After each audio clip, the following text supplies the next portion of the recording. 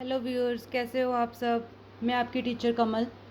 आज मैं आपको ये टॉपिक डिस्कस करने वाली हूँ कि how to complete syllabus in class 10th in 4 months. 4 months में हम अब पूरी क्लास 10th का सिलेबस कैसे पूरा कर सकते हैं, क्योंकि हमारी डेट शीट आ चुकी है। 15 फरवरी से आपके एग्ज़ाम स्टार्ट होने हैं, तो हमारे पास 4 मंथ्स नियर अबाउट बचे हैं, तो हमने उसको कैसे यूटिलाइज़ करना है देखते हैं। अब देखो, सबसे पहले जो क्लास 10th में बोर्ड एग्ज़ाम में एग्ज़ाम ज़्यादा डिफ़िकल्ट नहीं होते हैं, बस थोड़ा सा भी अगर आपने सिस्टमेटिक वे से तैयारी की हुई है तो आप अच्छा स्कोर कर सकते हो। तो दो चीज़ें मेन होती हैं सीबीएसई एग्ज़ाम बोर्ड में 10th क्लास के अच्छे मार्क्स लाने की। एक तो ये होती है the way you are studying. First जो पॉइंट है, आप भी मेरे साथ साथ नोट्स बना सकते हो या फिर इसका स्क्रीनशॉट ले सकते हो। The way you are studying, ये बहुत इंपॉर्टेंट चीज़ है। क्यों इम्पोर्टेंट चीज़ है? क्योंकि अगर हम सही ढंग से कोई भी काम करते हैं, ठीक है, तो उसका रिज़ल्ट अच्छा ही होता है। अगर हम स्टडी जो है सही तरीके से कर रहे हैं, ठीक है, तो हमारे रिज़ल्ट भी अच्छे आने वाले हैं। ठीक है, तो नेक्स्ट जो होता है कि हम उसके लिए क्या क्या यूज़ कर रहे हैं, हम उसके लिए जो रिसोर्सेज यूज़ कर रहे हैं अपनी तैयारी के लिए, वो हम कौन से यूज़ कर सकते हैं। यू आर यूजिंग, ये दो चीज़ें जो हैं ये बहुत इंपॉर्टेंट हैं तैयारी करने के लिए। ठीक है, क्योंकि अगर हम स्टडी गलत तरीके से कर रहे हैं, ठीक है, तो भी हमारे रिज़ल्ट अच्छा नहीं आने वाला है। अगर हम सही बुक्स नहीं यूज़ कर रहे हैं, जो भी बुक्स हम यूज़ कर रहे हैं, जो भी मटेरियल हम यूज़ कर रहे हैं पढ़ने के लिए, ठीक है, वो अगर सही नहीं है तो भी आपके मार्क्स अच्छे नहीं आने वाले हैं। तो इस वीडियो में मैं आपको यही बताऊंगी कि आपने कैसे स्टडी करना है इन 4 मंथ्स में, ठीक है, और आपने कौन सी बुक्स क्या क्या यूज़ करना है, क्या पढ़ना है, कहाँ से पढ़ना है, ये सब हम डिस्कस करने वाले हैं ताकि आप अच्छे मार्क्स ले सको। ठीक है, तो 4 मंथ्स में कंप्लीट करने के लिए the way you are studying, आप कैसे पढ़ोगे, उसके लिए मैं अभी आपको 5 टिप्स देने वाली हूँ। ठीक है, तो 5 टिप्स जो आपने यूज़ करनी है नेक्स्ट 4 मंथ्स। नंबर 1, आपने डेली टारगेट्स बनाने हैं। ठीक है, डेली टारगेट्स बनाने हैं। वो क्या होते हैं कि जैसे मैंने आज रात को डिसाइड किया है कि मैंने कल क्या पढ़ना है कल के दिन में, ठीक है, तो आपके पहले से डिसाइडेड होना चाहिए कि आपने पूरे दिन में क्या करना है। फुल डे टाइम टेबल आपका सेट हुआ होना चाहिए कि आपने पूरे दिन में क्या करना है। ठीक है, और उतना ही रखना जितना आप उस दिन में कर पाओ, ये नहीं कि बहुत ज़्यादा रख लेना है। ठीक है, उतना ही रखना है जितना आप उसको कंप्लीट भी कर पाओ। ठीक है, तो डेली टारगेट्स बनाने हैं। हमने पहले लिस्ट बना लेनी है उसको स्टार्ट होने से पहले डे से कि मैंने इसमें क्या क्या करना है। ठीक है, इससे फ़ायदा क्या होगा? इससे एक तो आपका सिलेबस जो है आपको पता होगा कि मेरे पास कितने डेज़ हैं और मैंने कितने डेज़ में एक दिन में आपने कितना सिलेबस करना है ताकि आपका सिलेबस कंप्लीट हो जाए। ये नहीं होना चाहिए कि आप एक चैप्टर कर रहे हो कोई भी सब्जेक्ट का, उसके ऊपर आपने 10 डेज़ लगा दिए हैं, ठीक है, बाकी नंबर ऑफ़ चैप्टर ज़्यादा और आपके पास डेज़ ही ना बचे एंड पे, ये भी तो हो सकता है ना। तो ये आपकी सही स्ट्रेटजी नहीं है। तो आपने क्या करना है, आपने पहले ही डिसाइड कर लेना है डे स्टार्ट होने से पहले या एक दिन पहले रात को कि आपने पूरे दिन में क्या करना है। ठीक है, फिर जब आपने लिस्ट बना ली, इससे फ़ायदा क्या होगा कि आपको बर्डन नहीं आएगा एंड पे। ठीक है, बर्डन नहीं होगा आपके ऊपर कि आपका इतना सिलेबस रह गया, मैंने इतना टाइम एक ही चैप्टर के ऊपर लगा दिया, बाकी के चैप्टर्स तो मैंने किए ही नहीं। ऐसा होता है मोस्टली। ठीक है, और सेकंड इसका फ़ायदा क्या होगा कि आप सिलेबस को बहुत ईजिली बिना बर्डन के ईजिली आप कंप्लीट कर पाओगे। ठीक है, तो ये इसके बहुत ज़्यादा फ़ायदे हैं। डेली टारगेट्स आपने सेट करने हैं। और तीसरा फ़ायदा इसमें क्या होगा, आपको कॉन्फिडेंस आएगा, क्योंकि आपने जितना टारगेट सेट किया जब वो आपका कंप्लीट हो जाएगा तो आपको एक अलग ही खुशी आएगी, अंदर से एक कॉन्फिडेंस आएगा कि हाँ मैंने ये कर लिया। ठीक है, नंबर 2 जो आपने यूज़ करनी है टिप, वो है कि आपने नोट्स बनाने हैं। ठीक है, नोट्स बनाने का क्या फ़ायदा होता है? नोट्स बनाने का ये फ़ायदा है कि एंड पे जब आपका एग्ज़ाम डेज़ होंगे, एंड डेज़ जो होंगे एग्ज़ाम डेज़ होंगे, उसमें आप उन नोट्स से ईजिली रिवाइज़ कर सकते हो। ठीक है, क्योंकि आपके पास कुछ तो होना चाहिए ना जहाँ से आपने पढ़ना है, क्योंकि अलग अलग बुक्स में से आपने किया होगा तो एंड पे आप उन बुक्स में पजल हो जाओगे, आप ढूंढते रहोगे कहाँ से क्या था, कहाँ से क्या था। तो आपने नोट्स बनाने हैं। ठीक है, नोट्स बनाने के लिए सबसे ईजी तरीका है, आप रजिस्टर्स लगा लो, अलग अलग सब्जेक्ट्स के अलग अलग। उन रजिस्टर्स पे आप जब भी पढ़ते हो, ठीक है, उसके बाद जो भी आप प्रैक्टिस करोगे सब कुछ आप उस रजिस्टर के ऊपर ही करोगे, तो आपके हर सब्जेक्ट का एक एक रजिस्टर लग जाएगा, तो वो आपके ऑटोमेटिकली नोट्स लग जाएंगे।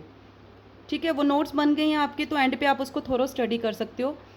ठीक है, सेकंड इसमें नोट्स एक तो ये हो गया कि हमने फुल नोट्स जो हम प्रैक्टिस कर रहे हैं डे बाय डे, ठीक है, जो भी सिलेबस हम कवर कर रहे हैं उनको हम नोट डाउन कर रहे हैं। सेकंड जो चीज़ है, आपने जो इसमें सेकंड पार्ट जो है, ठीक है, सेकंड जो मैं आपको टिप दे रही हूँ, इसमें आपने शॉर्ट नोट्स भी बनाने हैं। ठीक है, शॉर्ट नोट्स क्या होते हैं, जैसे आपने कोई टॉपिक पढ़ा है, उसमें आपको कोई चीज़ इंपॉर्टेंट लगी है, ठीक है, तो आप वो लिख लोगे उसमें, या फिर आपको कोई हाईलाइटेड पॉइंट्स लगे हैं, ठीक है, वो लिख लोगे। ठीक है, ये सब आपको रिवीजन में हेल्प करेंगे लास्ट डेज में। ये बहुत इंपॉर्टेंट चीज़ है, क्योंकि हमें ना एंड ऑफ द डे याद नहीं रहता है कि हमने किस बुक में से क्या पढ़ा था और कैसे पढ़ा था, तो वो हमारे पास क्लैरिटी होनी बहुत ज़रूरी है। तो शॉर्ट नोट्स बनाओगे आप, शॉर्ट नोट्स के लिए आप कोई डायरी लगा सकते हो, कोई कॉपी लगा सकते हो, कुछ भी लगा सकते हो। अगर आपके पास इतना टाइम नहीं है कि आप शॉर्ट नोट्स अलग से बनाओ, ठीक है, तो आप जो भी बुक आप यूज़ कर रहे हो वो सारी बुक्स के आपको नाम पता होना चाहिए, एंड पे आप ढूंढोगे नहीं अलग अलग तरीके से। वैसे तो बनाए हो तो बेटर, नहीं तो आप कोई भी मार्कर लेके, हाईलाइटर लेके उसको हाईलाइट कर सकते हो, जो भी पॉइंट्स आपको उसमें अच्छे लग रहे हैं या जो डिफ़िकल्ट लग रहे हैं उनको आप रेड कलर से मार्क कर सकते हो, क्योंकि उनको अपनी ज़्यादा स्ट्रेस देना है नेक्स्ट टाइम। ठीक है, तो नेक्स्ट जो इसमें चीज़ आ जाती है, थर्ड जो पॉइंट है, थर्ड जो टिप है आप लोगों के लिए, वो क्या है?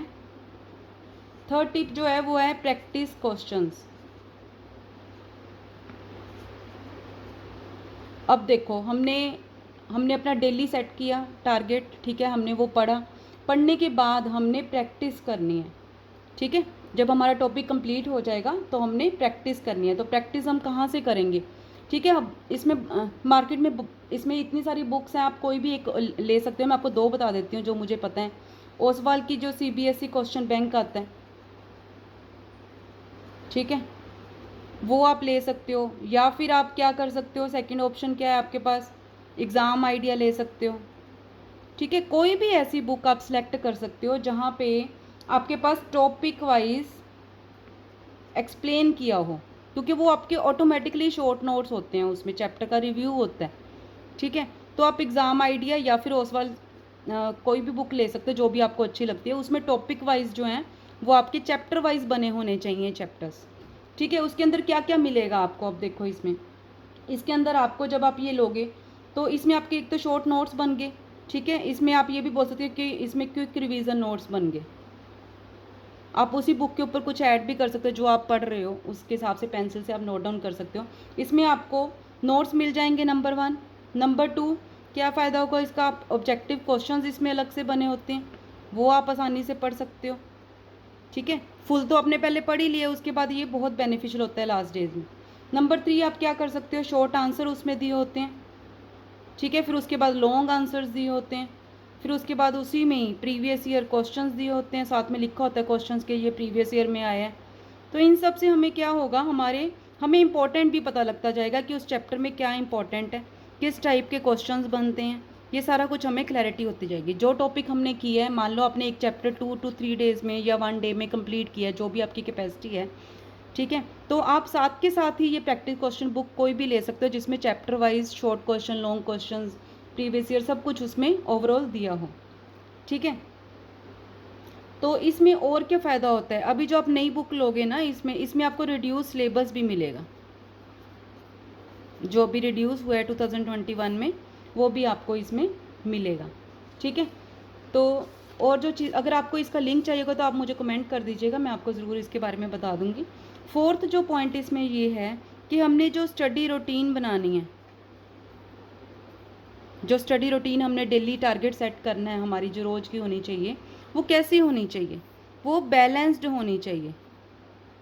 बैलेंस्ड का मतलब क्या है कि जैसे हमारे पास मान लो कि 10th क्लास में 6 सब्जेक्ट, अगर आपने कोई एक्स्ट्रा नहीं लिया है तो क्या क्या होते हैं, मैथ्स होता है, ठीक है, साइंस, SST, इंग्लिश, पंजाबी और हिंदी, ये होते हैं मेन।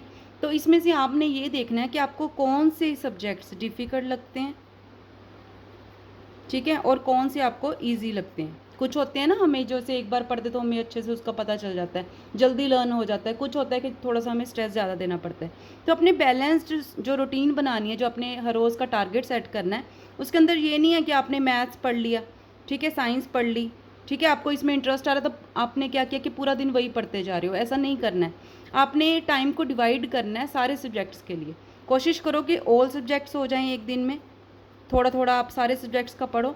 अगर नहीं कर सकते हो तो आप लोग क्या करोगे, इसमें आप लोग इसमें जैसे एक डिफ़िकल्ट सब्जेक्ट ले लोगे, जो भी आपको डिफ़िकल्ट लगता है वो तो लेना ही लेना है, ठीक है। प्लस आप इजी सब्जेक्ट्स ले सकते हो, कोई भी 2, मतलब 3 सब्जेक्ट्स आप कोशिश करोगे कि हर रोज़ आप इसको रखो, ठीक है। तो नेक्स्ट डे आप जो है नेक्स्ट वाले सब्जेक्ट जो 3 सब्जेक्ट्स बच गए हैं वो आप नेक्स्ट डे में डाल सकते हो, ठीक है। नेक्स्ट डे में जो रह गए हैं वो डालेंगे, उसके बाद वही रिपीट होता जाएगा, ठीक है। तो जैसे आपने मैं आपको इसमें बताती जैसे साइंस है, साइंस कई बच्चों को मुश्किल लगती है तो उसके साथ आप हिंदी या पंजाबी कोई भी ले सकते हो। प्लस आप इंग्लिश पढ़ सकते हो क्योंकि उसमें सिर्फ प्रैक्टिस होती है थोड़ी सी, ठीक है। और फिर मैथ्स ले सकते हो आप, मैथ्स के साथ आप पंजाबी कर लो और साथ में SST कर लो। तो ऐसे आप अपना डेली रूटीन सेट कर सकते हो। आप कैसे भी कर सकते हो, ये कोई रूल नहीं है, आपको जो भी डिफ़िकल्ट लगता है वो ज़रूर लेना है। साथ में आप कोई ईजी सब्जेक्ट्स रख सकते हो ताकि आपको ईजिली आप उसको कर पाओ, ठीक है। जो 5th और मोस्ट इंपॉर्टेंट टिप आएगी इसमें वो क्या है, वीकली रिवीजन। ये मोस्ट इंपॉर्टेंट है क्योंकि जो भी हम पढ़ते हैं ना, मोस्टली बच्चे क्या कहते हैं, हम पढ़ते हैं लेकिन हम भूल गए। जब हम उसको 2 मंथ्स के बाद सोचते हैं तो हमें वो टॉपिक जो है वो याद नहीं आता है। उसका रीज़न क्या है कि हम रिवीजन नहीं करते हैं, ठीक है। तो जैसे आपने 6 डेज़ अ वीक आपने पढ़ाई करी, ठीक है, टारगेट के अकॉर्डिंग, जैसे Monday, Tuesday, Wednesday, Thursday, Friday.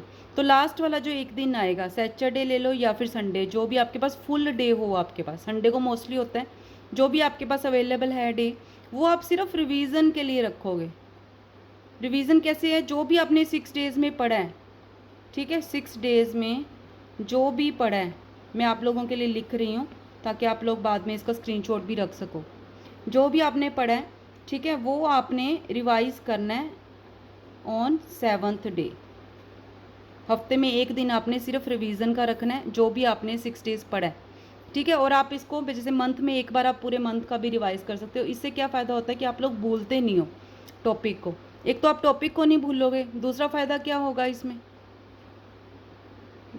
क्या होना चाहिए इसका फ़ायदा, दूसरा टॉपिक को भूलोगे नहीं और वो बार बार टॉपिक जब रिवाइज होएगा तो उसमें आपके जो जो आपने बुक्स में से कहाँ कहाँ से किया है वो भी आपको याद आता रहेगा।